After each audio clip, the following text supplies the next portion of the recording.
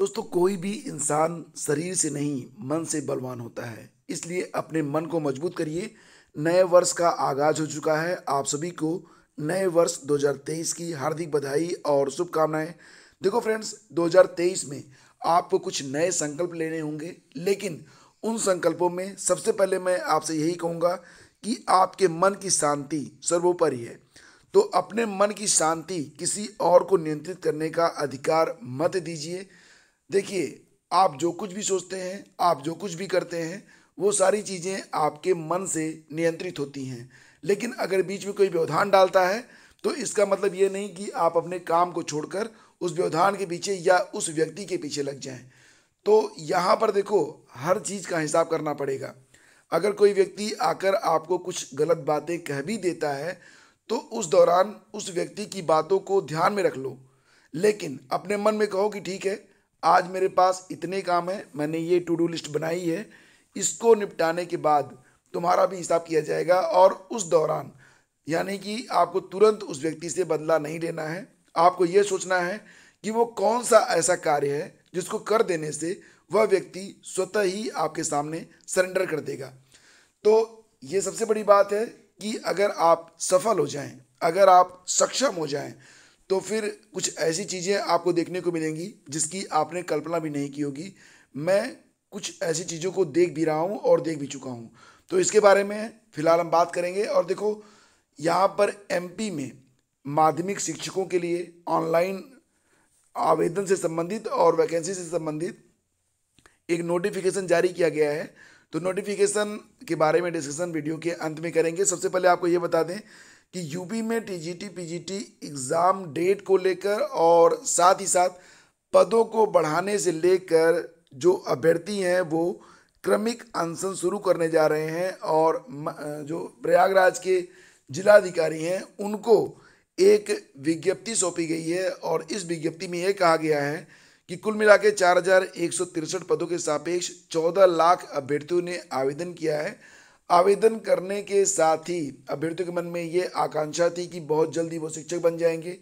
6 महीने से ज़्यादा का समय बीत चुका है, लेकिन वर्तमान समय में अभी तक कोई भी एग्ज़ाम डेट के बारे में क्लियरेंस नहीं आई है। और देखो, यहाँ पर सीट वृद्धि को लेकर भी अभ्यर्थी मांग कर रहे हैं। अभ्यर्थी चाहते हैं कि जो सीटें तदर्थ शिक्षकों के लिए आरक्षित हैं, या यूँ कहिए कि जिन सीटों के बारे में जानकारी मैनेजमेंट के द्वारा प्राप्त नहीं हुई है, उन सीटों को भी बहाल करा के किसी तरीके से 2022 की टीजीटी पीजीटी वैकेंसी में शामिल करवाया जाए। उसके बाद एग्ज़ाम डेट को क्लियर करवाया जाए। जैसा कि यहाँ पर आप देख रहे हैं कि 4 जनवरी को एक हियरिंग होनी है सीट वृद्धि को लेकर, और इसमें जो है तदर्थ शिक्षकों के ऊपर अहम फैसला सुनाना है।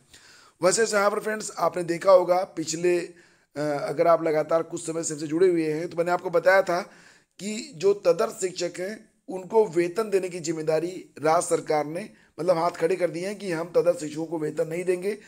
तदर्थ शिक्षकों की नियुक्ति क्योंकि मैनेजमेंट करता है, तो मैनेजमेंट ही उनका वेतन देगा।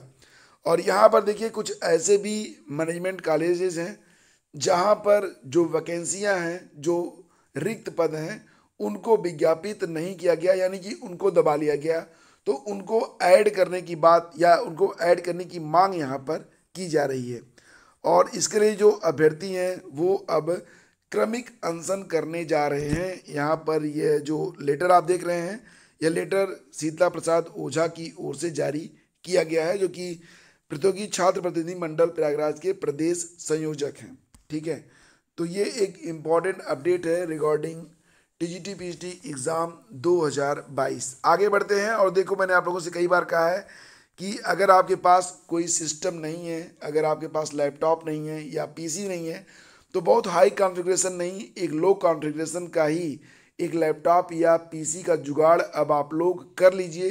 क्योंकि धीरे धीरे सारी व्यवस्थाएं ऑनलाइन होती जा रही हैं, और ऐसे एस्पिरेंट जो प्रैक्टिस नहीं कर पाते हैं उनको काफ़ी दिक्कतों का सामना करना पड़ता है।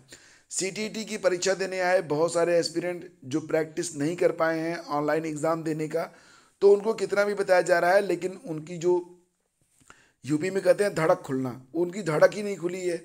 मतलब जब वो सिस्टम पर बैठते हैं तो नर्वस हो जाते हैं, और इससे उनको काफ़ी नुकसान हो जाता है। तो बेसिकली क्या है कि यहाँ पर क्वेश्चन पेपर भी पहले दिन सरल आया था, उसके बाद क्रमशः थोड़ा सा कठिन हो गया, फिर क्वेश्चन और भी थोड़ा सा कठिन हो गया। तो एक तो ये दिक्कत आ रही है। दूसरी दिक्कत क्या आ रही है कि दूसरी दिक्कत ये है कि बहुत सारे एस्पिरेंट जो कि ग्रामीण परिवेश से आते हैं उनको ऑनलाइन एग्ज़ाम देने में कठिनाई होती है। तो इसीलिए केवीएस के लिए भी आप लोग पहले से प्रैक्टिस करके जाइएगा। केवीएस के लिए भी बहुत बड़ी संख्या में अभ्यर्थियों ने फॉर्म भरे हैं और अभी ऑनलाइन आवेदन की डेट आज भी है और कल भी है। इसके बाद देखो यहाँ पर यूपी बोर्ड की परीक्षाएं मध्य फरवरी से कराने की तैयारी। पहले ये परीक्षाएं मार्च में कराई जानी थी, लेकिन अब ये कहा जा रहा है कि होली से पहले यानी कि 8 मार्च तक ये परीक्षाएं समाप्त करवा ली जाएं और इसके लिए 15 जनवरी तक प्रैक्टिकल एग्ज़ाम करवा ली जाएं और उसके बाद मध्य फरवरी से परीक्षाएं शुरू करवा दी जाएं। और हर हालत में ये जो परीक्षाएं हैं वो फरवरी के स्टार्ट मतलब मध्य से लेकर और मार्च के प्रथम सप्ताह के बीच में कंप्लीट करवा ली जाएं। तो यहाँ पर आप देख सकते हैं कि सीबीएसई ने 10वीं और 12वीं बोर्ड की परीक्षाओं का कार्यक्रम जारी कर दिया है। उसके बाद यूपी बोर्ड की हाई स्कूल और इंटरमीडिएट की परीक्षाओं को लेकर तैयारियां तेज हो गई हैं। तो यहाँ पर मुख्यमंत्री योगी आदित्यनाथ ने भी परीक्षाएं समय से कराने के निर्देश दिए हैं। तो बोर्ड के अधिकारियों के अनुसार चालू सत्र की शुरुआत में घोषित शैक्षिक कैलेंडर में मार्च में परीक्षाएं कराना प्रस्तावित है, लेकिन बीते दिनों शासन स्तर पर जो बैठक हुई थी तो उसमें 15 या 16 तारीख तक यानी फरवरी में 15 या 16 फरवरी तक परीक्षाएं शुरू कराने का प्रस्ताव आया था। इसमें कहा गया है कि कार्यक्रम इसी तरह तय किया जाए कि परीक्षाओं का समापन होली यानी कि 8 मार्च तक हो जाए और इसके लिए जो प्रैक्टिकल एग्ज़ाम है वो 15 जनवरी तक करवा लिए जाएं। तो यहाँ पर देखो जो एस्पिरेंट हैं जो यूपी बोर्ड से हैं उनको तो तैयारी करनी ही करनी है और यहाँ पर संकेत ये भी मिल रहा है कि मतलब फरवरी से लेकर प्रथम सप्ताह मार्च के बीच में यूपी में भी किसी भी प्रतियोगी परीक्षा का आयोजन हो पाना संभव नहीं है, क्योंकि बोर्ड परीक्षाओं के बीच में सेंटर मिल पाना बड़ा मुश्किल काम होता है। तो यहाँ पर देखो मार्च से पहले परीक्षाओं का आयोजन हो पाना अब मुश्किल लगता है। मतलब यूपी में जो भी परीक्षाएं होनी है किसी भी, चाहे वो यूपीपीएससी की हो, चाहे यूपी ट्रिपल एससी की हो, चाहे वो किसी भी एग्ज़ाम की परीक्षाएं हो, अब वो होली के बाद ही हो पाएंगी, उसके पहले होना संभव नहीं लगता है। और यहाँ पर देखेंगे तो साल भर में 19 परीक्षाएं आयोजित करेगा एसएससी और एसएससी इस साल जारी करेगा 17 भर्तियों का नोटिफिकेशन। तो दोस्तों यहाँ पर 2023-24 का नोटिफिकेशन एसएससी के द्वारा जारी कर दिया गया है। कुल 19 परीक्षाओं के बारे में इसमें उल्लेख किया गया है और साल का जो पहला विज्ञापन होगा 17 जनवरी को एमटीएस का विज्ञापन होगा जो कि जारी किया जाएगा और उसके बाद बहुत सारे विज्ञापन आपको देखने को मिलेंगे। 8 विभागीय परीक्षाएं भी होंगी और 24 फरवरी को सिलेक्शन पोस्ट फेज 11, 1 अप्रैल को कंबाइंड ग्रेजुएट लेवल यानी कि सीजीएल, 9 मई को सीएचएसएल, 14 जून को एमटीएस हवलदार और 20 जुलाई को सब इंस्पेक्टर दिल्ली पुलिस, 26 जुलाई को जेई भर्ती 2023 और 2 अगस्त को स्टेनोग्राफर ग्रेड सी और डी और 22 अगस्त को जूनियर हिंदी ट्रांसलेटर का विज्ञापन जारी किया जाएगा। और भी कई सारे विज्ञापन हैं, इसके लिए आप लोग चेक कर सकते हैं जाकर ऑफिशियल वेबसाइट, या इस न्यूज़ को देखना चाहते हैं तो ये न्यूज़ आपको मिल जाएगी हमारे टेलीग्राम चैनल स्टडी विद ज्ञान प्रकाश पर, जिसका डायरेक्ट लिंक वीडियो के डिस्क्रिप्शन में दे दिया गया है। आगे बढ़ते फ्रेंड्स, यूपी में गरीबों को 1 साल और मिलेगा मुफ्त राशन। तो प्रदेश के खाद्य आयुक्त सौरभ बाबू ने बताया है कि केंद्र की योजना के तहत आने वाले अंत्योदय तथा पात्र गृहस्थी लाभार्थियों को 1 जनवरी 2023 से 1 वर्ष तक के लिए निःशुल्क खाद्यान्न उपलब्ध कराने का फैसला लिया गया है।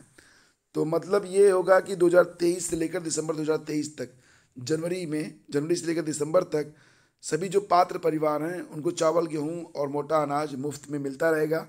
अंत्योदय कार्ड धारकों को 35 किलो खाद्यान्न प्रति माह दिया जाता है और पात्र गृहस्थ राशन कार्ड धारकों को उनसे संबद्ध यूनिट पर 5 किलो खाद्यान्न मतलब 2 किलो गेहूँ और 3 किलो चावल प्रति माह प्रति यूनिट के मात्रा के अनुसार दिया जाता है। तो चलो ये भी अच्छी खबर है। अब चलते हैं नोटिफिकेशन पर जो कि जारी हुआ है मध्य प्रदेश से। तो दोस्तों यहाँ पर आप देख सकते हैं मध्य प्रदेश कर्मचारी चयन मंडल भोपाल की ओर से ये जो विज्ञप्ति है जारी की गई है। इसमें ऑनलाइन आवेदन 30 जनवरी 2023 से शुरू होकर 13 फरवरी 2023 तक चलेंगे। 30 जनवरी से 13 फरवरी तक ऑनलाइन आवेदन लिए जाएंगे और ये जो पद हैं ये मिडिल स्कूल टीचर के साथ साथ प्राइमरी स्कूल टीचर के लिए पद हैं। और इसके लिए जो परीक्षा होगी वो परीक्षा कब होगी? 25 अप्रैल को परीक्षा करवाई जाएगी। ऑनलाइन आवेदन करना चाहते हैं तो जो फीस होगी वो 600 और 300 है। मतलब जनरल कैंडिडेट और अदर स्टेट कैंडिडेट जो होंगे उनको 600 रुपये और जो रिजर्व कैटेगरी के हैं उनको 300 रुपये की फ़ीस देनी होगी। और यहाँ पर देखो जो परीक्षा होगी उसके बारे में पहले से बता दिया गया है, हर बात बिल्कुल यहाँ पर क्लियर कर दी गई है। और यहाँ पर जो एलिजिबिलिटी है वो यही है कि जो लोग बीएड हैं या फिर बीटीसी या समकक्ष हैं तो दोनों ही कंडीशन में जो अभ्यर्थी हैं वो आवेदन कर सकते हैं। ठीक है, क्वालिफाइंग एग्ज़ाम है, 60% अंक प्राप्त करना कंपलसरी होगा। उससे कम पर आप लोग मतलब जो सर्टिफिकेट होगा वो नहीं मिलेगा। याद रखिए कि ये बिल्कुल टीईटी की तरह की परीक्षा है। जैसे कि टीईटी एक पात्रता परीक्षा है, उसी प्रकार से मिडिल स्कूल और प्राइमरी स्कूलों में मध्य प्रदेश का जो मिडिल और प्राइमरी है उसके लिए यह एक पात्रता परीक्षा है। ठीक है, और जो लोग अपियरिंग में हैं वो लोग भी इसमें फॉर्म भर सकते हैं। एज लिमिट 21 से 40 वर्ष है। नियमानुसार छूट भी आपको अनुमन्य रहेगा। पदों का जो वेतन है उसको आप यहाँ पर देख सकते हैं कि 32,800 प्लस महंगाई भत्ता आपको मिलेगा। और इसके बाद कुछ और भी जानकारियाँ हैं, जैसे कि परीक्षा कब होगी तो आप देख सकते हैं कि परीक्षा में 2 पार्ट होंगे। पहला पार्ट जो होगा उसमें सामान्य हिंदी, अंग्रेजी, करंट अफेयर, स्टैटिक, जीके और शिक्षा शास्त्र से संबंधित कुल 30 प्रश्न होंगे। इसके बाद बाकी जो 120 प्रश्न होगा वो आपकी भाषा से जुड़ा हुआ रहेगा। तो फ्रेंड्स, इसके लिए जो ऑनलाइन आवेदन की प्रक्रिया है वो कब शुरू हो रही है? 30 जनवरी से स्टार्ट हो रही है। नोटिफिकेशन चेक कर लीजिएगा, जब फॉर्म भरे जाएंगे तब उससे पहले भी मैं आप लोगों को सूचित जरूर करूँगा। तो ये थी आज की अपडेट। अगर वीडियो अच्छा लगा है तो लाइक और शेयर कर दीजिएगा। Thank you so much.